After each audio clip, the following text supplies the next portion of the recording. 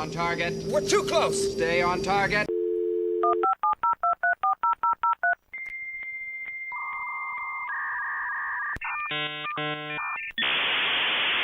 How do you go about writing a story? Right. So, actually, you go first. Go on, and I'll bounce off. My chosen method of writing a story these days is to actually start with copious notes. There's a book that I was working on recently where I got myself a little notebook and I jotted down the main premise on the first page, and then I basically started branching off ideas from that, constantly putting notes together. And as you get a collection of notes, I then start slotting it into whereabouts in the story are these narrative elements relevant? Where do they need to appear? And then I write out a list of numbers for chapters, and then I assign those notes to different numbers, and then I flesh it out further, and I just start building it up with notes and notes and notes, more notes and notes, until it's all in a nice, neat order. Wow, that's really organised. And I don't do that at all. And it's exactly the same with comics. I do the same with comics. So I'll write the chapters, issues, however it goes. That all gets put down, fleshed out in a larger book from there. And once I've got the entire story planned out, I then divide that into, if it's a comic book, I then divide that into pages. I try to fit it into, well, with my recent comics, I've not really worried about how many pages are in it, as long as it's above like 24, because that's the basic one. If it goes over 24, that's fine. It doesn't bother me. So yeah, that's the way I put it. I come at it from character. So I write in a sketch form, and I will draw the characters and make them talk to each other, and I develop it from there. So I'll have a vague idea of what the story's going to encapsulate. So like an idea for a villain or a scenario or something, like a really vague concept of like, you know, like even like a setting or something that's like Candleman and Wilhelmina go to a haunted house, you know, and then I'll just bounce them off each other until they say or do something that's intriguing to me, and I'll be like, that's cool. What does that mean? And then I'll extrapolate out from that and just sort of generate plot points from there. And that's how I do it. I have pages of stuff with like characters talking to each other that may never ever appear in the actual episode. I suppose it's closer to that Quentin Tarantino kind of way of doing it, where he ends up with like miles and miles of script in his film because he just made the characters talk to each other and made it a thing where they communicate. Is that why all his films end up being 3-hour epics and stuff? Yeah, he's talked about it. Because he can't bear to edit anything. Yeah, because like now where he doesn't really have to, he doesn't. And it's like, because I really like that scene and I didn't want to get rid of it, you know. But like on top of that, so I mean, it's like, it's not to say that I don't do structuring and I don't do what you do. So I'll have like an idea for the arc that I'm working on at the moment. I know where it's going and I know the key pieces that have to happen.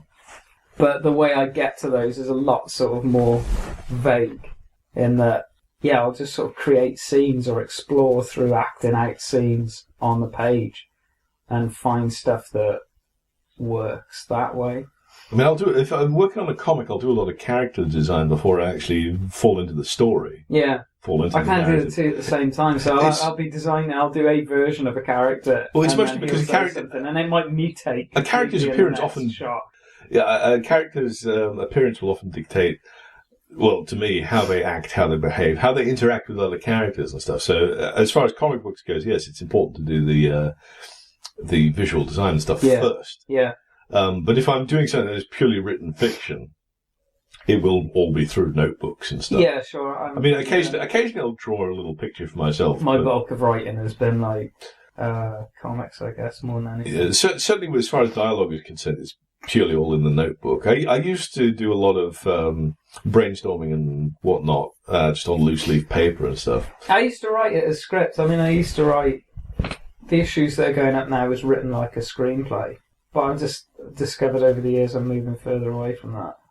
And I just kind of don't really do that anymore. I mean, when I say I write scripts... I'm leaning more towards the Marvel way now, where I kind of draw it all and then figure it out as I go along.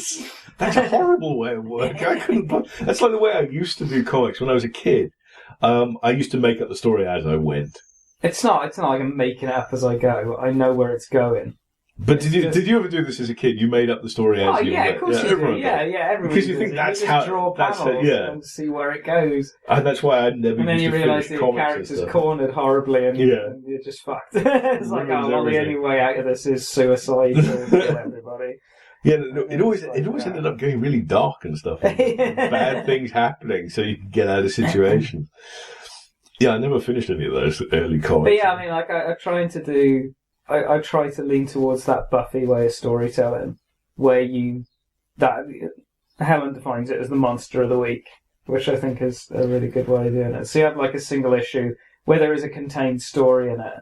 So like a 10-page issue where Candleman faces a villain and defeats it or whatever. But within that, there'll be like, I don't know, an aside, a scene from it with other characters, or the finding of an object or something like that will tie into the bigger arc and the bigger universe of it.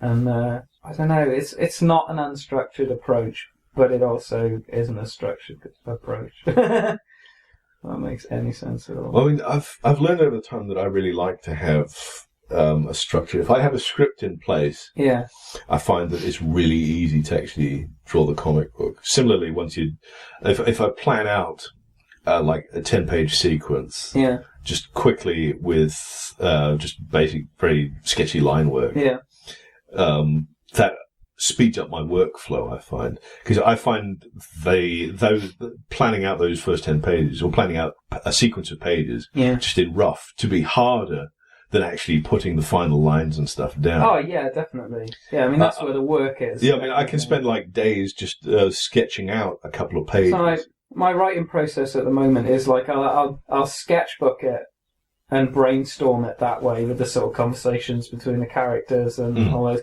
which will give me like key elements of stuff that I want to get in there. And then from that, I'll use the Rory story cubes. And I'll use those. Explain to us again what the Rory story cubes are. You can look them up you can get them on Amazon and stuff. And there's two lots. There's one that's just like general storytelling, which I have. And there's another lot that were designed specifically for doing Batman stories.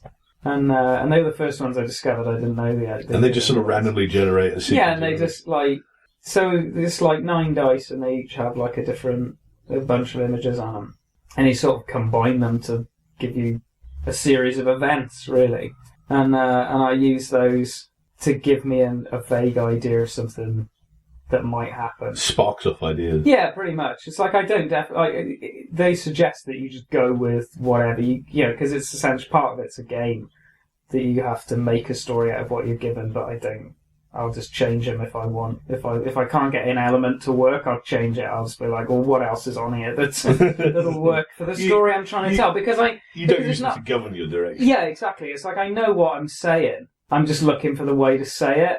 So I'll know that Candleman needs to go from this place to that place and do these things within that, and I'm looking for a way that allows me to do that in an interesting fashion. Mm-hmm. So I'll rejig the dice until it feels like it works. You can't have an explosion in every issue.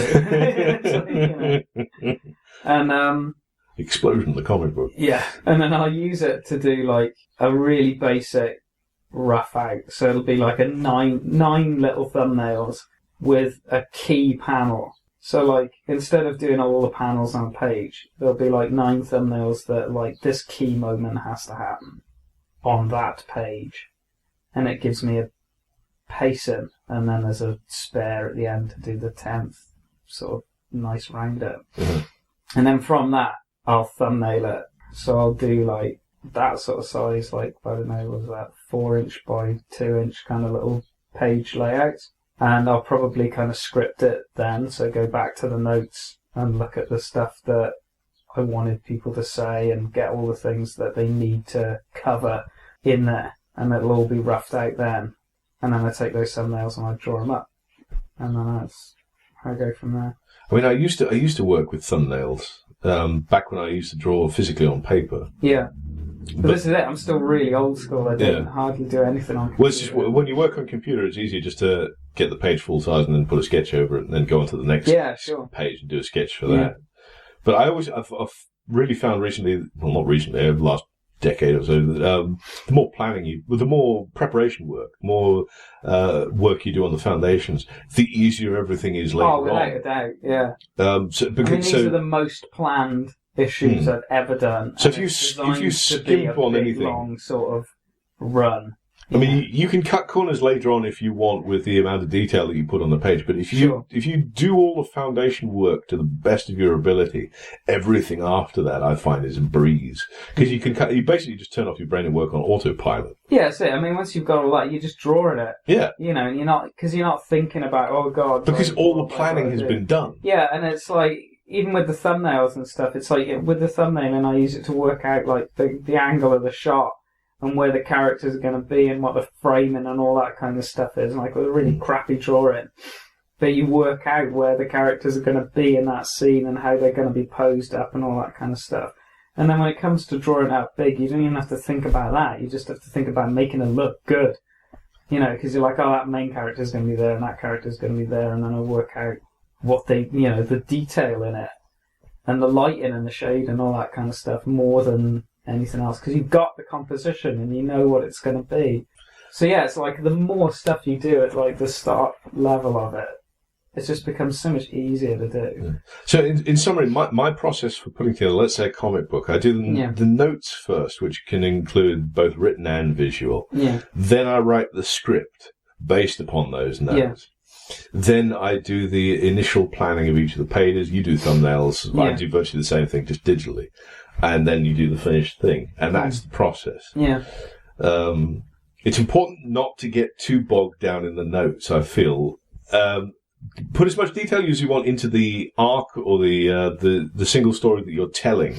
But if you have ideas of how this can branch off into further stories, into further future stories, don't get too hung up on that now. Leave yourself leeway to explore it later on. But if you get hung up on creating some big epic series, you'll fall into the trap that I have in the past, and you won't get anything done because you'll be too busy trying to plan out this like 50-year arc and stuff. Yeah, this is it. And I wanted to talk about that with regards to like the Marvel stuff, because you were talking about how, you know, planning too much. And there's something interesting that I think they've done with the Marvel series, the films now. Mm-hmm. With regards to the Infinity War. Well, they plan them in phases, don't they? Yeah, but they're also giving you a load of blather with that, because I've seen one of their sort of promo things that they've done, and they're saying they talked about how much they planned it over years, and they had this big like wall of stuff, you know, showing we needed to do this in that movie and this in that movie, and it's like, yeah, okay, to an extent. But really all they've done is make sure that every now and then a gem gets found. That's literally it. It's like, as long as at some point within one of those movies a gem gets found, it might even just be in the bit at the end. Yeah. They've put nothing in there to trap themselves. For instance, they haven't put a load of detail saying that this stone had to be found here and be done this way, so that later on they're like, fuck, we can't get out of that. All you know is that there are a bunch of Infinity Stones out there. That's literally all they've said. So they've not trapped themselves into any way of doing, you know, that Thanos can't get hold of them or whatever, or, you know, there's no corner in the writing that they can't get out of. Which is actually the best way to go about it. Which is the best way to do it, yeah, exactly it. It's like, be vague, because you're doing yourself a favour in the long run, because, like, when you finally come to pull it all together in that final issue, you don't want to go, fuck, I wish I'd done it that way because I'm smarter now. And if I was writing it now, I'd have done that and I would have been way better. So you don't want to do that. You literally just need, like, the MacGuffin to be found, and that's it. So tell the here and now story as best as you can. Yeah, exactly. Tell that story leave yourself with a bit of leeway if you want to continue. For the overall arc. Yeah, which you can do anyway, so long as you don't shower it with so much exposition that exactly that. It's like, you just build a wall around yourself. Yeah, don't trap yourself as a writer. It's the worst thing you can do. And it's like, you know, God love them, it's part of a marketing ploy, but it's BS. It's like, no, you've been really smart about it by not really saying anything about them at all. Oh yeah, they're just trying to build up how we put so much effort into this. No, you haven't. No, you haven't. You were smart by not doing it, you know, because you could have really cornered yourself.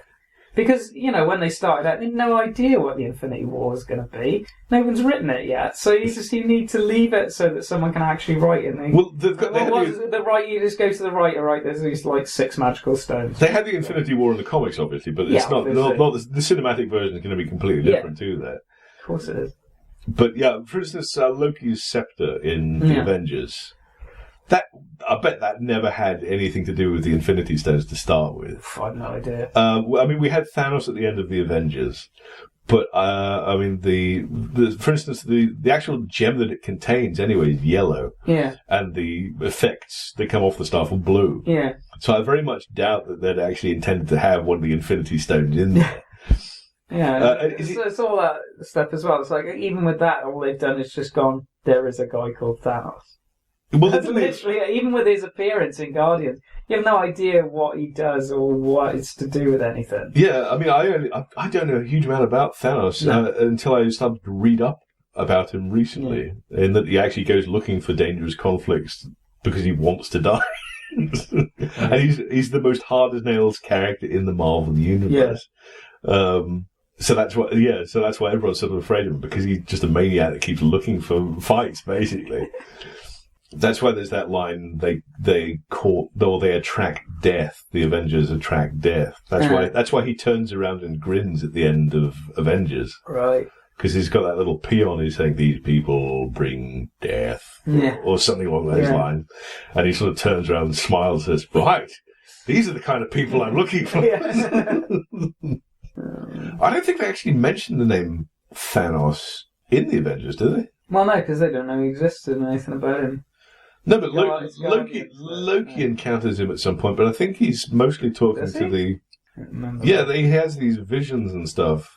I don't remember that. But I think he's mostly talking to Thanos' little henchman guy, who gets offed in Guardians. Just gets his head twisted off by, Ronan? Ronan the Accuser. You stand accused. I actually quite liked Ronan.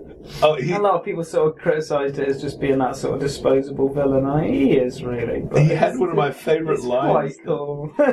One of my favourite lines was when Star-Lord starts dancing in front of him. And his tone changes. He goes, "What are you doing?" Yeah. What are you doing? Distracting you, big turd glasses. It's just Ronan's all big and grand and makes these huge speeches, and then just that sort of kind of, what are you doing? It's so good. Are you not taking me seriously? I'm about to destroy the planet here. The first Guardians are so good. They cut it to pieces on TV. Did they? Yeah, when they screened it on TV a couple of weeks ago, about a month ago, they absolutely... I've obviously never bothered. What did they have to edit out? The bit where he kills the guy with the hammer. What, where he twists his head? Oh! No, where he executes that dude. You didn't get to see that. You didn't get to see any of, the blood that he's bathing in at the beginning. Oh, right, yeah. They cut all of that. You don't see the guys... He just sort of comes out of that hole, you don't really see the big lake of blood go away. Right. And you don't get to make the connection with after he, splats that guy's head, that all runs down into the hole where he sleeps. I think you obviously don't see the head splatter in the actual in the original cut anyway. No, but they didn't but you know what's happened. They didn't even show any of that. But there was loads of stuff, and lines were cut and stuff because of swearing, I guess. And things. It's just show it later. Yeah, I never get that. I understand why they're cutting it anyway. It's a PG, so it's already been accepted by the BBFC as this is okay for parental guidance. So if you're putting it on at 7, 8 o'clock at night, just run it as is. I don't get it. It's when they do that kind of cutting thing to TV series as well, because TV series have got more and more brutal over time. Yeah, sure. And then you got... Yeah, Daredevil's really hard to watch in places. Even I struggled with some of the violence. Well, thankfully that's on Netflix, but before I got that, I used to watch stuff on Channel 4 and whatnot. Yeah. And there's stuff that aired early on before the watershed, and you could tell bits of violence had been cut out of it. Yeah. You can tell, there was going to be a shot of a body there or something, and that was taken out. Yeah, you can feel it in the pacing. Yeah, it's just jarring, and it's really sort of...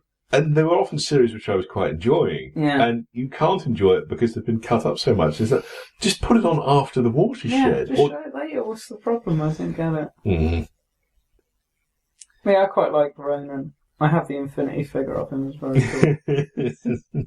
I have like all the Guardian stuff. Oh, except Yondu's the only one I don't have actually. Oh, you got to get Guardians 2 in the Yondu with his massive, with his proper mohawk on. But they won't do it because they've stopped doing. Oh, Infinity, yeah, they dropped it, didn't they? I wish they'd just keep doing the toys. I know, I didn't give a shit about them. I never picked up any of the toys because, I mean, they were stupidly expensive because of the chip that they've got in them. Just sell the toys, dude. Yeah. I'm not interested in the game. The figures were amazing. The designs were brilliant. I have piles of them, because they're just badass. Just beautiful. Yeah, there's a bunch of the Star Wars ones which I was like, I quite like that one. Quite a few of those. Got Han Solo and Chewie. They're absolutely just so cool. The way they posed them up to work together as well. He's sort of got Han aiming his gun with Chewie behind him.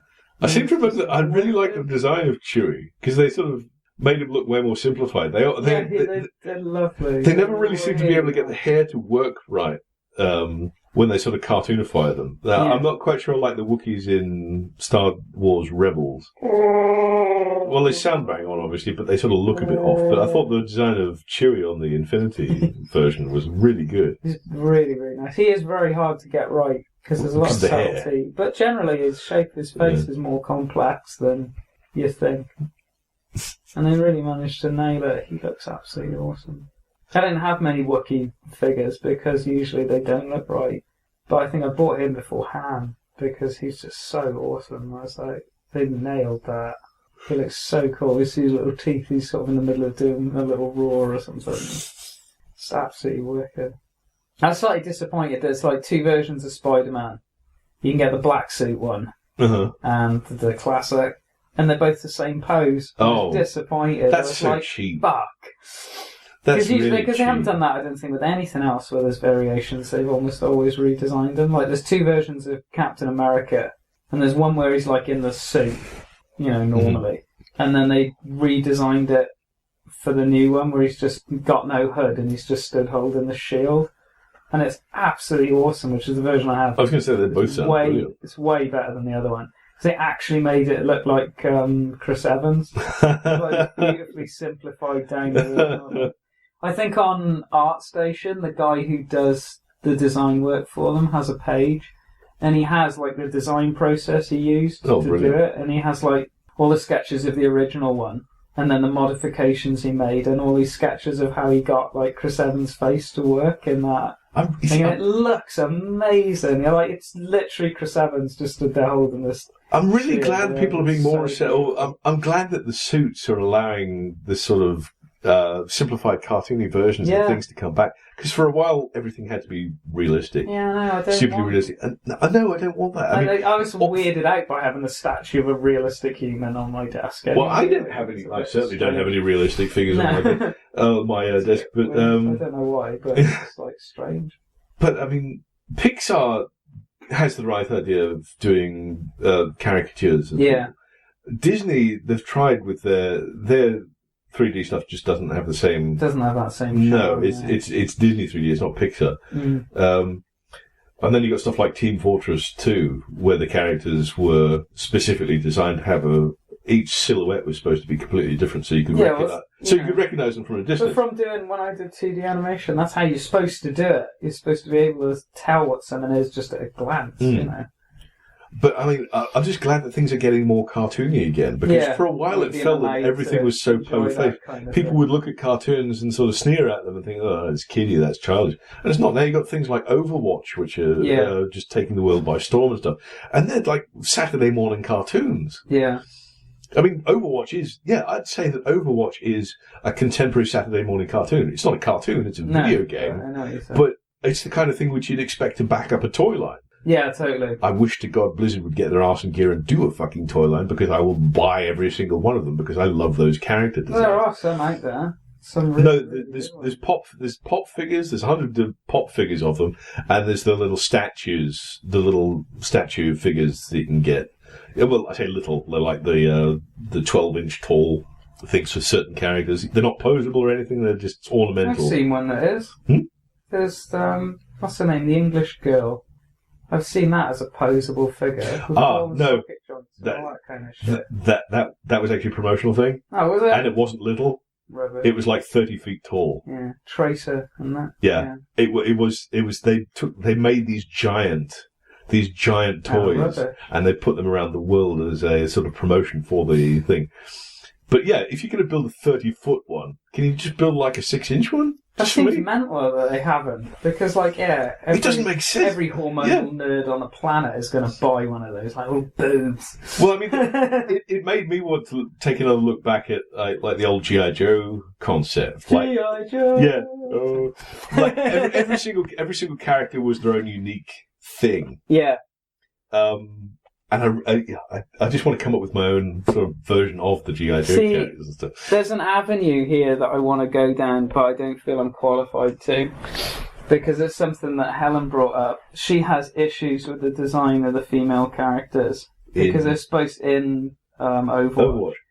Because they're supposed to, like, encompass all these different body types and everything. And she's raised some interesting issues about it. But I don't feel like, as a guy... Well, there's my male view. I have an ability to sort of look at this. You've obviously got the two main slinky ones, which you know about. That's sort of the purple and blue lass Widowmaker. Yeah, Widowmaker. And then you've got the yellow, speedy British one, Tracer. They're the only two slinky ones. There's actually another 3 female characters. Yeah, I know. One of them's a sort of big muscle-bound Russian lady. Yeah.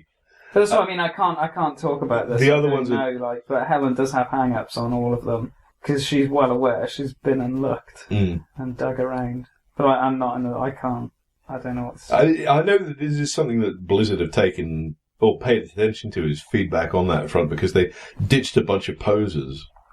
There was one which was called where Tracer sort of did a spin round cami style and you saw her butt. Yeah. Or her butt was more prominent in this particular pose. Which I'm sort of saying, and? Well, yeah, but... but the thing, I say and, not because I was leering, it's just because, and it was just an action pose that was being struck. I didn't actually pay that much attention to her arse at all. Yeah, but some people will be. Yeah. You know. But you see, I don't think there's anything wrong with that at all.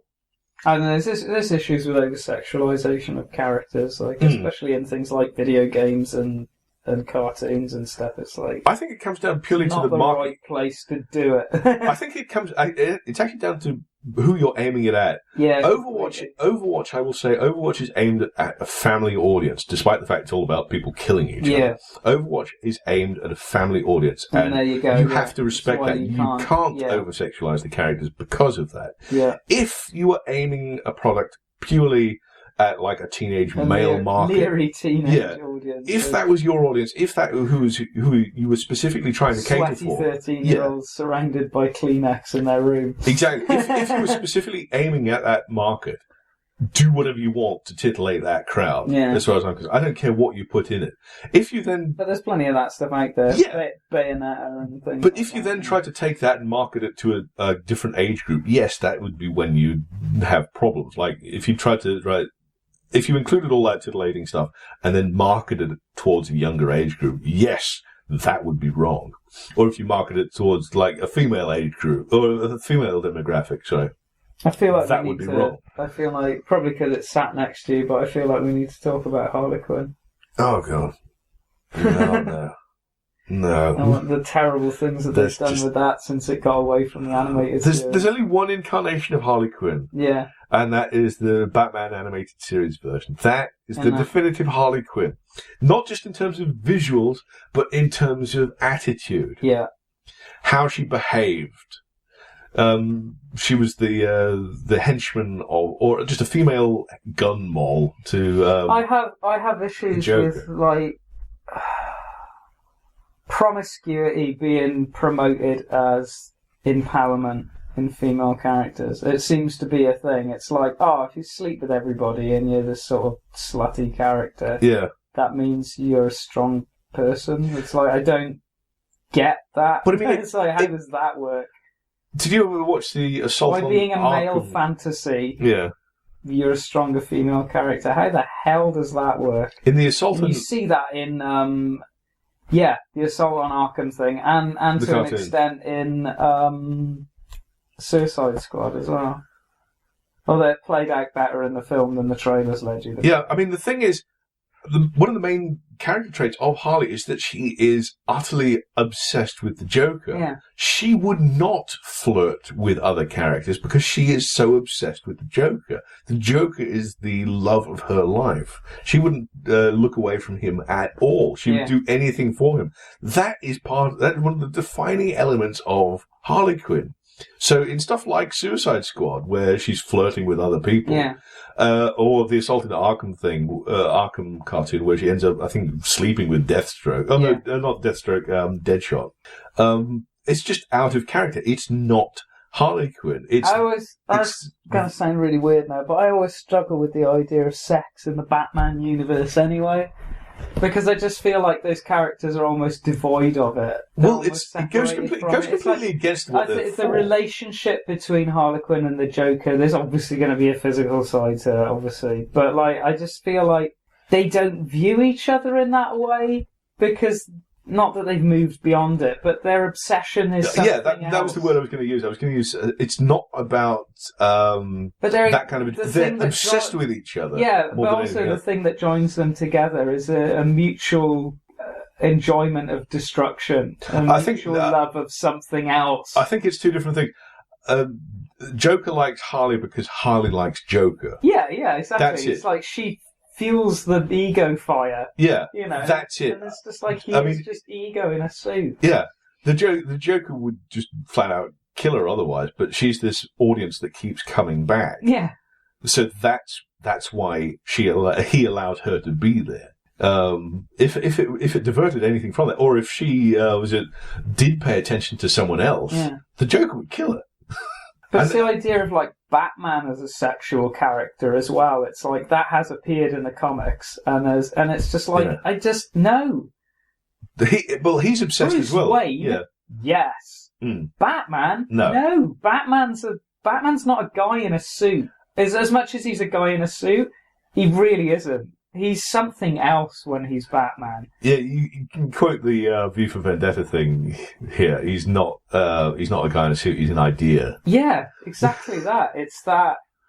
It's this mythical. He's not thing. a mask. It's what's behind the mask. It's the idea. It doesn't get horny. It's like It's Again, it's the same thing with the Joker. Then destroy crime. It's obsession again. Cross his mind. It's obsession then. Yeah. Again, in the same way that Harley is obsessed with the Joker, the Batman is obsessed with his mission to thwart crime. There isn't anything else except that. He's flat out said that at some point. There's nothing else matters except the mission. That's what he is. And even Bruce Wayne hanging out with models and stuff. Yeah. That's an act. Yeah. He does that as part of his camouflage. Yeah.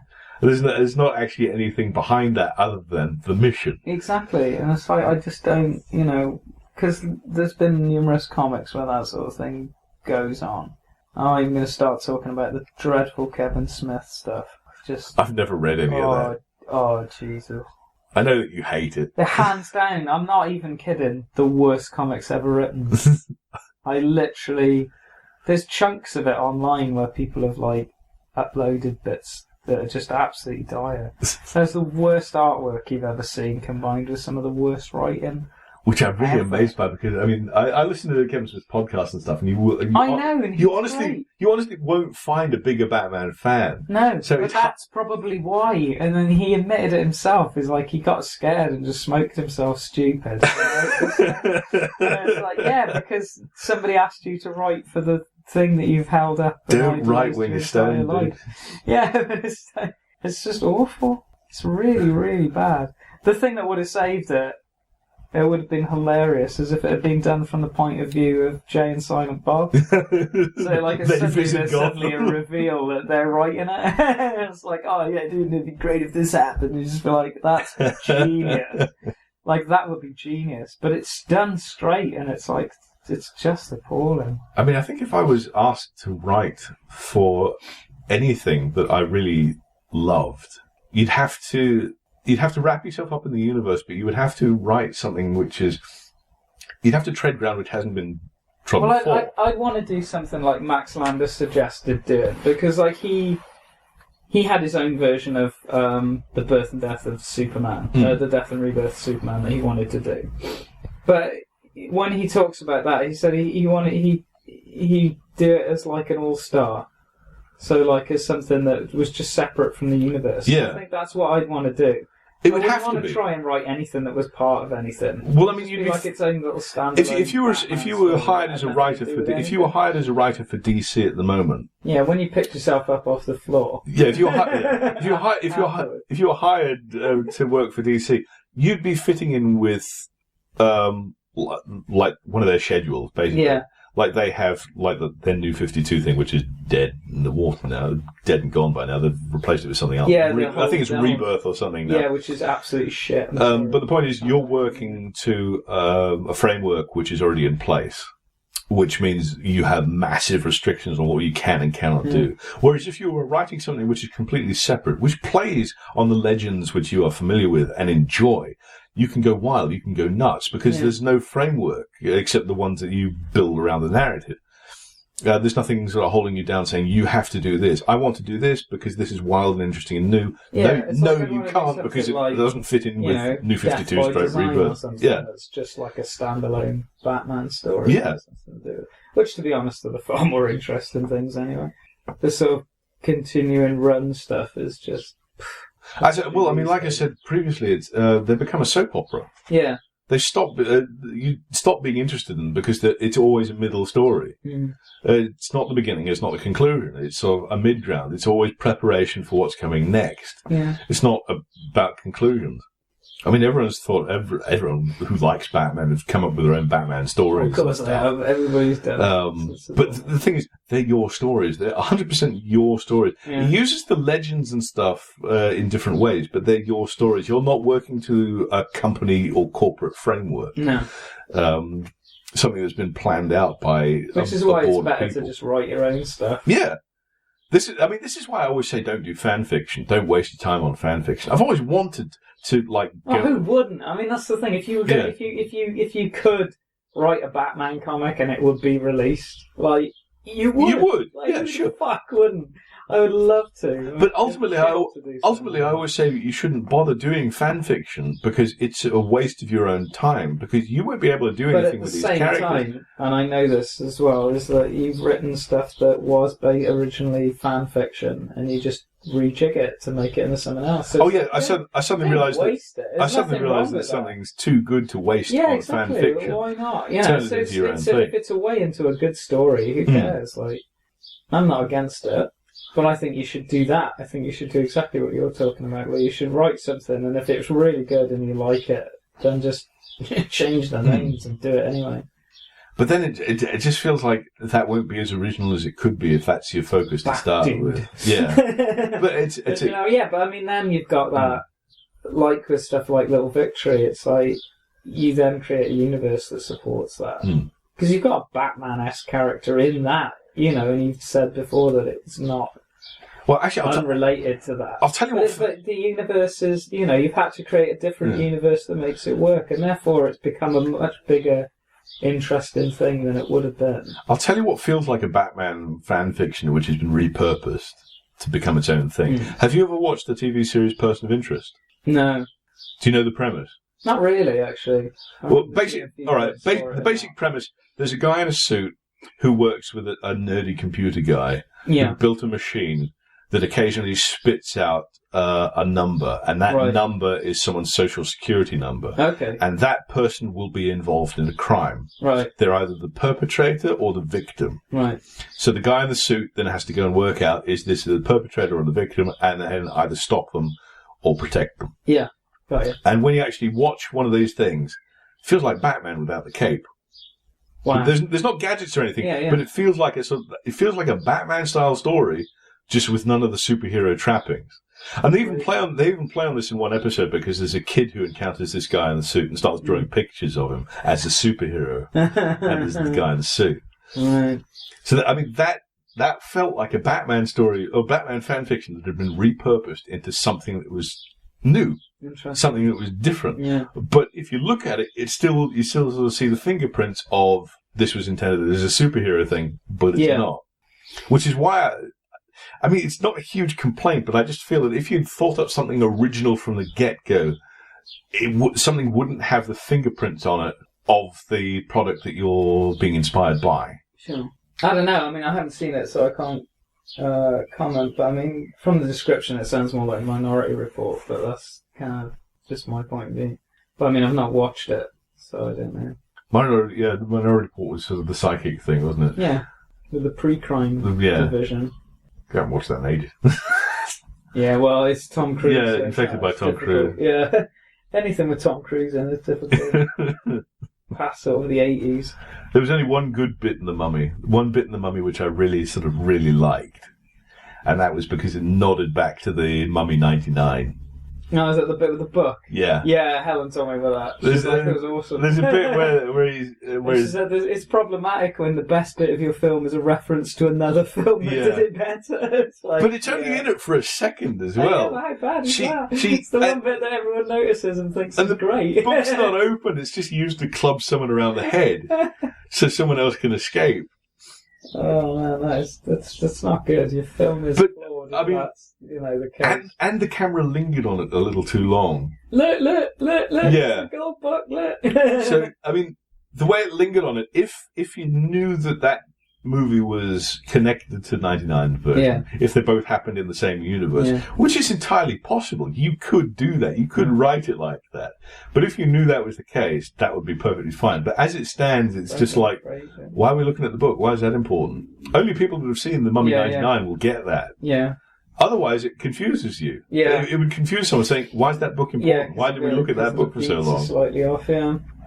It wasn't even like the owl in the remake of Clash of the Titans, that was a great bit of comedy. Yeah, it's lovely. Grab what you can, take what you need. So, he sort of picks up the owl and says, "What's this?" just leave it. Leave that behind. That bit was fun. That was how you should use a prop like that. Like a little nod. It wasn't dwelled on at any length. It was just like, this is a bit of garbage which we've got lying around the place. Do I need to bring this? No. We need some kind of writing-based conclusion, because this is where we came in, was right. We actually managed to stay fairly on topic. More or less. Yeah. We didn't get any aliens.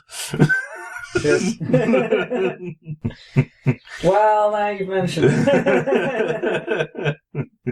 I've never written any kind of screenplay before. I don't know how. I've got a couple of books kicking around that was supposedly give you instructions on how to do it. I'd like the idea of sending off a screenplay to someone like the BBC. I would suggest just writing it first. But I don't know how. I don't know the format is the thing. Don't worry about that until you've done it a few times. Well, I've got to know what the format is. Yeah, but trust me, you'll get bogged down in it. I mean, it's horrendous. I have books on it. And it's like a completely different language or something. Yeah. All these abbreviations and whatnot you're supposed to put in there. But but it's not just that. There's all sorts of things. There's like how much lines have got to be indented by and all these kind of things. There's a ridiculous amount of formatting. Oh, God. Yeah, it's horrendous. I mean, I know there's programs and stuff out there which allow you just to drop the text in. Yeah. Which is probably what most professionals use and stuff. Well, I don't know if it still exists, but back in the day, like people like Cameron and stuff, you just got someone else to type it up. There's whole departments, there's whole companies in like LA that just type up screenplays for people. So you'd like sort of handwrite it all or whatever and take it to them and they just type it all up for you. Well, I mean, because no one knows that shit. And it's like, I literally have a book about an inch thick that a lecturer gave me on like screenwriting, and it's like a definitive book on how you do it. And, and I still don't know how to do all of it. There's still loads of stuff like I don't get right. It's just that there's been a bunch of people who have said, "Oh, you should write screenplays for things because they like them." Yeah, but I don't know how to go about doing it. I don't even know who the fucking send. In all honesty, right? Literally, from my own experience, just write shit to begin with. Well, I mean, I do that anyway. Well, there you go, and then just vaguely hash it into the shape of a thing. And that's how I write the scripts. And then you can go back through and format it afterwards, because that's kind of what I do. But I don't know who I'd send it to. But, there's loads of those books and stuff that you have on who you send stuff to. Those literary agencies, I'm sure there's agencies there's loads that deal of production with it, companies and stuff as well.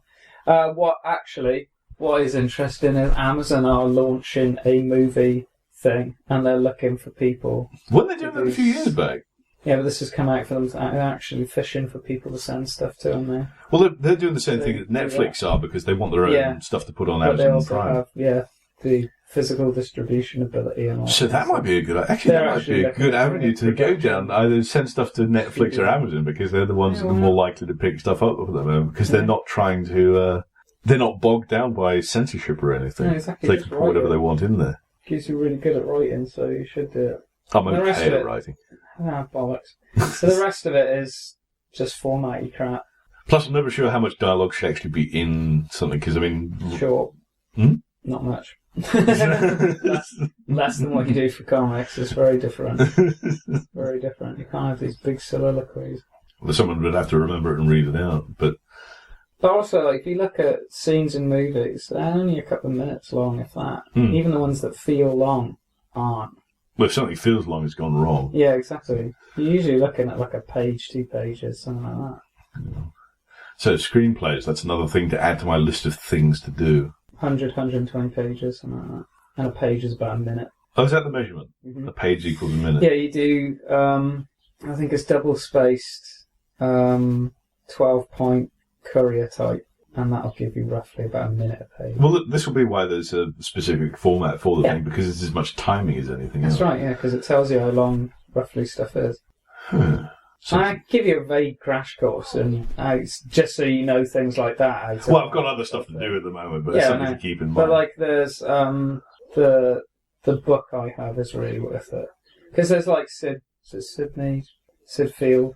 Somebody wrote like the definitive screenplay book, and his shit is just so academic it's impossible to deal with. But there's a really good one that my friend gave me that's phenomenal, and it does it in like bullet points. It's like, these are the basic things you need to know, and I'll go into it later in more detail. I've got a book. It's a really, really, really good book. I do have a book kicking around called, I think it's Save the Cat or something. Yeah. Which I keep getting told is the must-read thing if you want to get into screenplays. Yeah, there's loads of those must-reads. But this, I'd never heard of this one before, and it's actually really, really good. And the guy who wrote this actually done films. So he was like, that's cool, and TV and stuff. Oh, well, as soon as I get a moment, I'll actually get around to reading it. I've certainly been sat on my shelf for the last decade.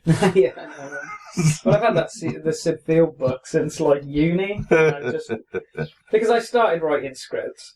Because originally Candleman, I wanted it to be like a TV series, so I started writing it like scripts. So I got the Sid Field book, and I'd already written a bunch of things. And I just took one look at it and went, fuck that. I already don't know what you're talking about.